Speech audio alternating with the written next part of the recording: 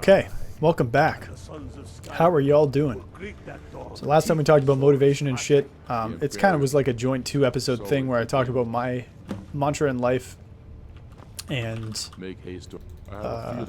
how I accomplish them. So, tail, the ascension is limitless, and then how I accomplish them, forcing myself to do shit, and how I've learned to force, or how I've started learning to force myself to do shit. So this episode is going to be a little bit of a change of pace. This episode we're going to be discussing Rocket League and the future of my streaming career. It's something that's very uncertain these days for me. And I haven't said this on stream because I wanted a chance to fully flesh out my thoughts. I haven't had that chance, but fuck it, we're going to do it anyways. So essentially right now, as some of you may have seen, there's been a bit of a hubbub recently, especially on the subreddit, of a lot of orgs having issues with the way that Psyonix, the developer of Rocket League, is handling esports in terms of revenue sharing ideas, or revenue sharing opportunities, partners, stuff, things like that. I don't understand all of it. Anyway, let's just start running here. There's been a lot of issues where orgs are not... Psyonix is essentially being non-transparent about a lot of things the organizations find important. So, how can I still hear this guy, by the way? So, apparently recently, 10 to 15 esports organizations involved in Rocket League sent a demand letter to Psyonix saying, like, listen, what the fuck's going on? Like, you need to start telling us about some shit. Because otherwise, you know, the future's not bright. So Psyonix immediately issued a news statement saying, oh, look, we have this pilot project we've been working on, and blah, blah, blah, blah. And I saw Psyonix's thing before one of my members of my Discord pointed out that this news from the organizations. So I was really excited. I was like, oh man, like this sounds like it addresses all of the issues and the talking points that most people have had. It addresses a lot of the complaints.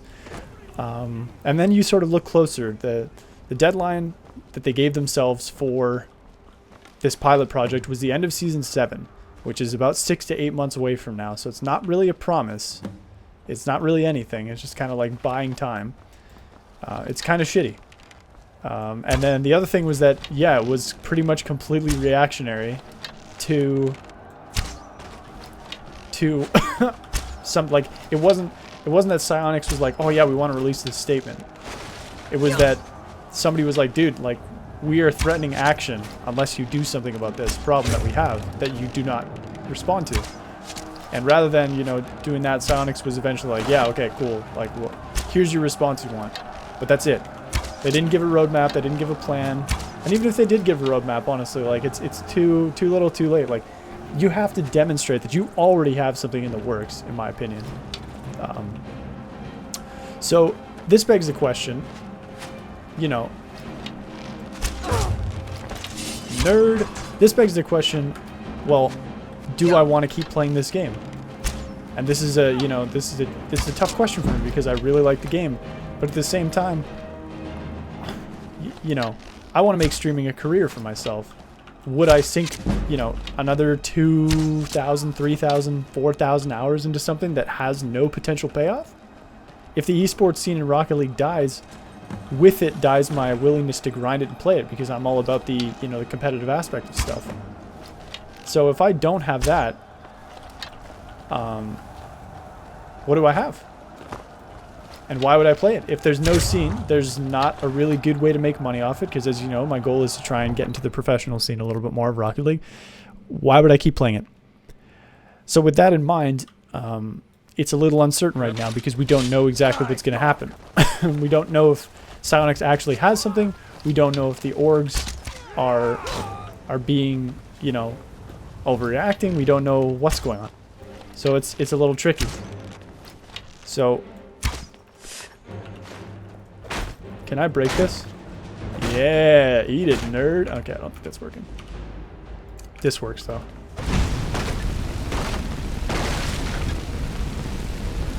Oh, I can't get by here anyway. Nice. Oh, it's rail off. Awkward. So that's my line of thinking, right? Like, I have to think about this from a more business standpoint. And I know people don't like to hear that because they like to assume that content creation comes from, I don't know, like inside your ass or something. But there's a very real price to pay for content creation.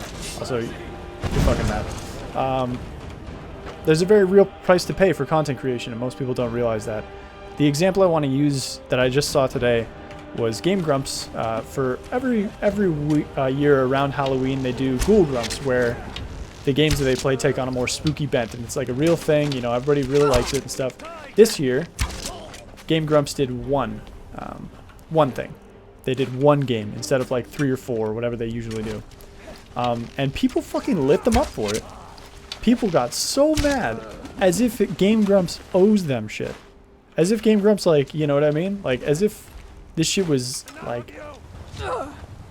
As if they paid money to watch Game Grumps and they got let down. Like it was false advertising or some shit. And it really pissed me off. But it does highlight my point, which is, you know, they had a lot of projects going on. They needed to think of, you know, they were doing their own thing. Like, but people get very, very mad about that because they're like, oh man, like, I want this, you know, and they don't really understand, or think anyway, about the content creation side of things. So I guess the point and how I'm going to try and tie this back into myself, even though I'm not even not close to that magnitude, is I realize that there will be a lot of people who are watching this video right now and my stream who will leave and never watch my stream again if I stop playing Rocket League. And that sucks, but it's totally understandable, you know, like, if you know, if you watch a TV show and all of a sudden they change the genres on it, you're well within your rights, right, to do that. So, you know, what can I do?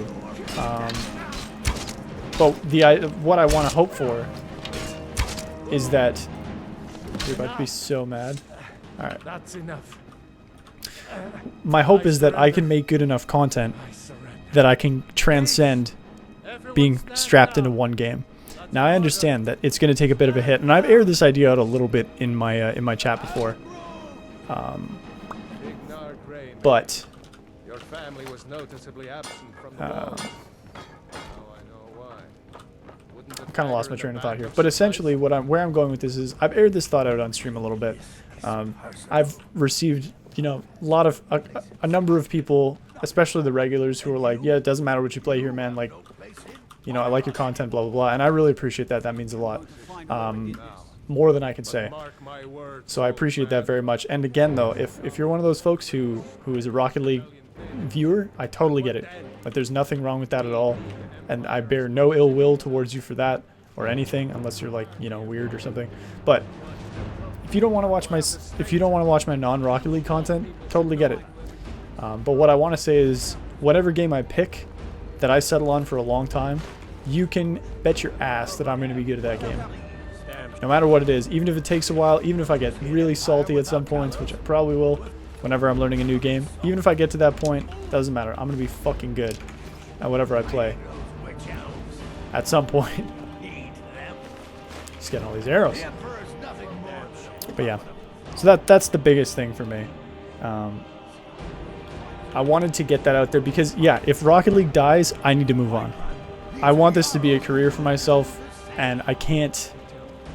If the community gets even smaller than it already is, like, look how hard it is. Look how hard it is. Go to the top front page of Rocket League right now if RLCS isn't on, because go to that front page of Rocket League. Browse Rocket League on Twitch. How many people are watching? Probably between 2,000 and 5,000. And most of them, and, you know, it's hard to get a stream over 100 viewers in Rocket League unless you're a pro or, you know, in some way in the pro scene. So, you know, it's not really sustainable. So I want to push for Rocket League right now because I have put a lot of time into it. I think I could be really good, and I would love to get into the competitive scene a little bit more. But if Rocket League dies, if a lot of the orgs pull out, I can't say I'm going to stick with Rocket League, and I hope you guys can understand why. That being said, this is all, you know, no cause for alarm as of yet, because we don't know what the orgs are doing. We don't know how Rocket League is, the future of Rocket League yet. And if the orgs stay in, if Psyonix has a great plan and they manage to rope the orgs back in, that would be spectacular. That is what I would like. But as with any plan, you need to have contingencies. the reason I'm still working jobs and trying to establish myself professionally is just in case this doesn't work out for me. Streaming and content creation in general doesn't work out for me. So, you know. Yeah. Stormcloaks are finding victory across the land. Take this. I suspect you'll be a... But I also want you to find our hidden cabin. Go with the gods. Alright, let's keep walking around. So I think that's about all I wanted to talk about on that front. I wanted to air that out because, you know, it's not really something I talk about on stream too much because it doesn't really come up and it's not really the arena for it. If I'm trying to have a good time and I'm like, by the way, I might quit this game at some point if blah blah blah blah blah blah blah. So I wanted to air it out here because that's what this is for. But anyway, so this is the shortest episode, but it's still about 11 minutes. So I'm gonna call it here. Trying to think of something to make Sam do at the end. I always forget.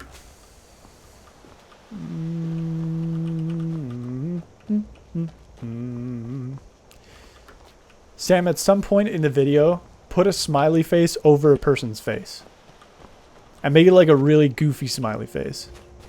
Put it on a person's face and make it follow them until they're out of frame. Make it like hover over their face until they're out of frame. Alright, and for everybody else, thank you for watching. Feel free to subscribe. Feel free to comment with questions if you have any, or if you'd like me to talk about anything, any topics, or any feedback about the series. Be sure to follow me on Twitch if you want to catch me live.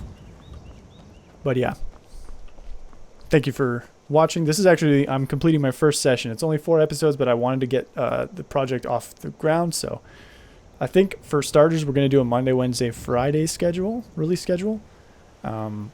And then depending on feedback to the series and how much I'm able to record per week, how many topics I have and stuff like that, that I feel like I'm able to cover with some kind of, you know, with some kind of relevancy, because I don't want to just be gabbing on for like 10 minutes about shit that's just filler.